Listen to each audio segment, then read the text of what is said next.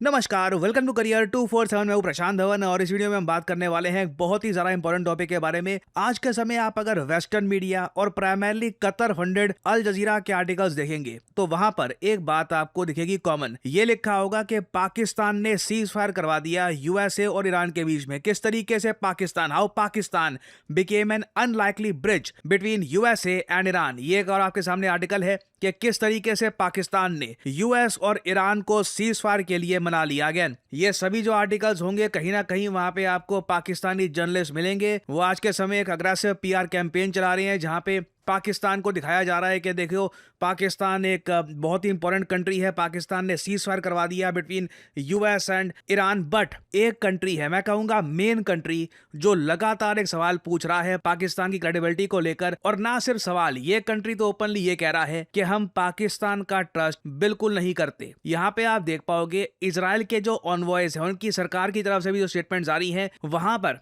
Israel openly ये कह रहा है कि पाकिस्तान एक क्रेडिबल पार्टनर नहीं है और जो भी पाकिस्तान के थ्रू बातचीत हुई है हम इसे ज्यादा इंपॉर्टेंस नहीं देते। यहाँ पे आप देख पाओगे ये इजराइल की तरफ से एक कैटेगोरिकल स्टेटमेंट आई है कि हम पाकिस्तान को एक क्रेडिबल प्लेयर के रूप में नहीं देखते, कोई उनकी क्रेडिबिलिटी नहीं है, कोई इंपॉर्टेंस नहीं है। हमारा ये मानना है कि यूनाइटेड स्टेट्स ने डिसाइड किया है कि ये बस फैसिलिटेशन सर्विस यूज करेंगे पाकिस्तान की फॉर देयर ओन रीजंस। साथ में यहां पर यह भी ऐड कर दिया कि पाकिस्तान उन प्रॉब्लमैटिक कंट्रीज में आता है जैसे कि टर्की हो गया या कतर हो गया जिनका इस्तेमाल किया गया था गाजा ट्रूस के लिए। इसका मतलब ये नहीं है कि इजराइल इन दोनों कंट्रीज के फेवर में है या फिर इन दो कंट्रीज का जो रोल है इंटरनेशनल पॉलिटिक्स में ये बहुत जरा बढ़ गया है। मगर यहां पर मैं क्लियरली देख पा रहा हूं कि आसिम मुनीर के अंडर पाकिस्तान ने एक अग्रेसिव पीआर कैंपेन चला रखा है और इस पीआर कैंपेन को आज के समय शहबाज शरीफ भी यूज कर रहे हैं अपने देश को बताने के लिए कि इमरान खान जेल में है, ये बात भूल जाओ। ये देखो कि किस तरीके से CNN और BBC हमारी आज के समय तारीफ कर रहा है। लिटरली रिसेंटली शहबाज शरीफ की ये वीडियो सामने आई है, इट इज क्वाइट इंटरेस्टिंग। ये वीडियो देखिए। Pakistan has change forever, I am telling you, from Karachi to Peshawar, जिसे दुनिया इज्जत और तकरीम की निगाह से देख रही है। तो ये इज्जत जो दी है ये किसी एक फर्द या हुकूमत की नहीं, ये पूरी कौम की है, एक आम आदमी की है, एक हारी की है, एक किसान की है, एक मजदूर की है। नाउ ये सब जो यहाँ पर शहबाज शरीफ कह रहे हैं ये एक नैरेटिव का पार्ट है, ये नैरेटिव बनाया जा रहा है। रिसेंटली एक बात ये भी नोट करी गई कि जब शहबाज शरीफ ने ट्वीट करी थी कि हमने देखो पीस की बातचीत करवा दी है, मिडल ईस्ट में यूएस और ईरान के बीच में सीज फायर की बात करवा दी है, पहले शहबाज शरीफ ने ये ट्वीट कर दी थी। उस पे इन्होंने ये जो लाइन है ना ये हटानी थी। ऊपर लिखा है draft Pakistan PM's message on x. Literally इनको बताया गया था कि जाकर ये पोस्ट कर दो। अब सीधी सी बात है, जैसे स्पीच की स्टार्टिंग में लिखा जाता है कि स्टार्ट योर स्पीच हियर, तो वो बोलना थोड़ी ना होता है। तो इन्होंने यहाँ पर ये जो लाइन है ये भी नहीं हटाई। ये किसी क्लरिकल आदमी से एरर हुआ होगा, बट इंटरनेशनली कई जर्नलिस्ट ने ये बात पकड़ ली और ये लिखा कि ये अनबिलीवेबल है। जो एडिट हिस्ट्री है इस ट्वीट पे ये दिखाती है कि Pakistani prime minister originally copy pasted everything ही was send including draft Pakistan PM message on X. Obviously Sharif के खुद के जो स्टाफ है वो पाकिस्तान पीएम नहीं कहते इनको, they would have just call him prime minister. तो इसका मतलब ये है कि ये यूएस की तरफ से मोस्ट प्रोबेबली एक मैसेज आया है पाकिस्तान को कि पाकिस्तान के प्रधानमंत्री ये बोलेंगे एक्स पर।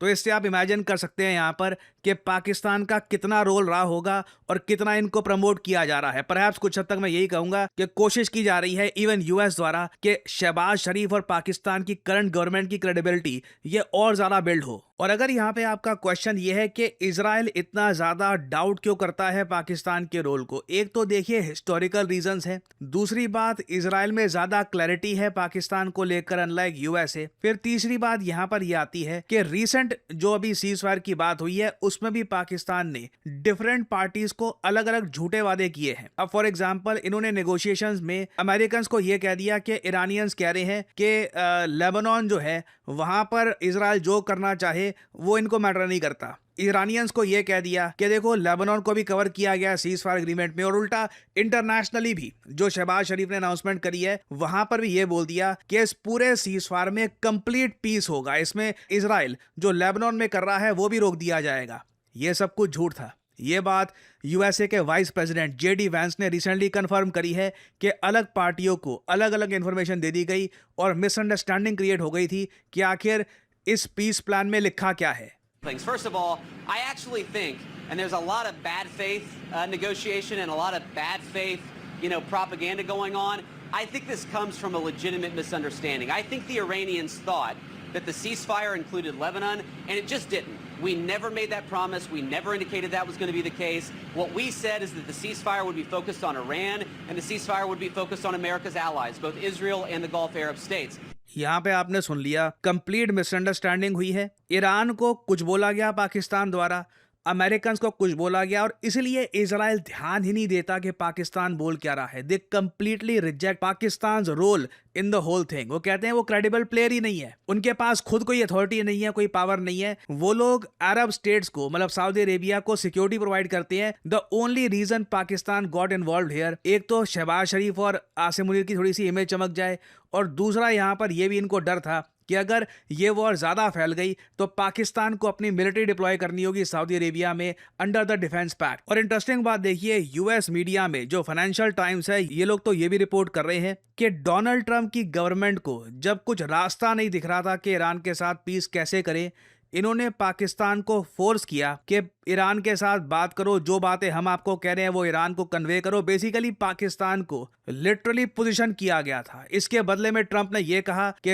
हम आपको काफ़ी क्रेडिट देंगे, मैं भी अपनी ट्वीट में, ईरान भी अपनी ट्वीट में पाकिस्तान के पीएम और आसिम मुनीर का नाम लिख देंगे। ये रिपोर्ट किया जा रहा है बहुत सारे वेस्टर्न मीडिया के सेक्शंस में। अब ऑफ कोर्स सिंस इस पर और ज़्यादा डीपर स्टडी हो रही है, एक तो जो बड़ी बड़ी हेडलाइन बनी थी वो बन गई, बट उसके बाद लोगों के क्वेश्चन आते हैं कि हाउ डिड दिस हैपन, कैसे होता है कि पाकिस्तान जैसा देश जो FATF की ब्लैकलिस्ट से बचता है हर साल, एक ऐसा कंट्री जिससे अगर UAE $3 बिलियन वापस ले ले, वापस इनको लोन ना दे, सडनली इनकी इकोनॉमी हिल जाती है, ऐसा कंट्री कैसे पीस ब्रोकर करवाता है between US and Iran? That doesn't really make any sense. तो उसके रिगार्डिंग अब बहुत सारी जो इंटरनल इनपुट्स हैं, जो सोर्सेज के थ्रू जो न्यूज़ है, ये सामने आ रही है। और पाकिस्तानी प्राइम मिनिस्टर शहबाज शरीफ का जो बड़ा ब्लंडर हुआ है, जिन्होंने लिख दिया है कि ड्राफ्ट टू पाकिस्तान PM, इससे तो अब देखिए क्लियर हो गया है कि व्हाइट हाउस को पहले ही पता लग गया था पाकिस्तान की सीजफायर पोस्ट के बारे में, इसको भेजे जाने से पहले ही। यहाँ पे आप देख पाओगे न्यूयॉर्क टाइम्स का आर्टिकल है, Pakistan prime minister posted a public plea on X for president Trump to extend his Tuesday evening deadline for Iran. The White House was directly involve in shaping this message. Almost अब ऐसा हो गया है कि US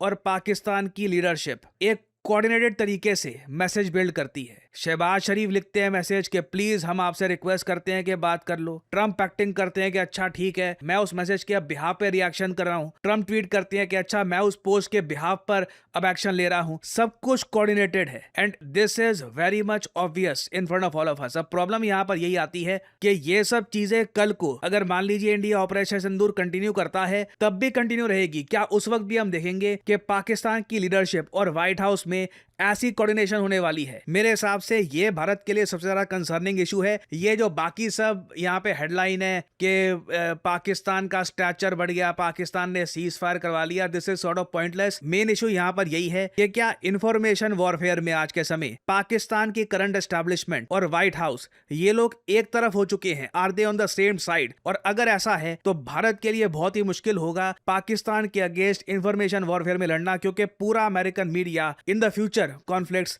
usually Pakistan का support कर रहा होगा। तो इस टॉपिक से रिलेटेड देखिए अभी बहुत सी अपडेट्स आएंगी, बहुत सी न्यूज आएंगी, मैं आप लोगों के लिए अपडेटेड वीडियोस लाता रहूंगा। और फाइनली आप लोगों के लिए एक इंपॉर्टेंट अनाउंसमेंट, स्टडी IQ के UPSC कोर्सेज अवेलेबल हैं। आप अगर UPSC 2027 के लिए प्रॉपर्ली प्रिपरेशन करना चाहते हैं तो हमारा UPSC IAS live GS P2I foundation course available है। और अगर आप UPSC 2028 को कर रहे हैं टारगेट, तो हमारा जो निर्माण फाउंडेशन कोर्स है ये आपको हेल्प करेगा आपकी जर्नी में। अगर आप इंटरेस्टेड हैं इन कोर्सेज में तो कमेंट सेक्शन में जाइए, पिन कमेंट में आपको लिंक मिल जाएगा, वहां पर करिए क्लिक और आप यहां पर स्टडी IQ की वेबसाइट पर जाकर परचेज कर सकते हैं ये कोर्सेज। और इसी नोट के साथ यह है वीडियो का अंत। Thank you for listening and as I always say, may the gods watch over you.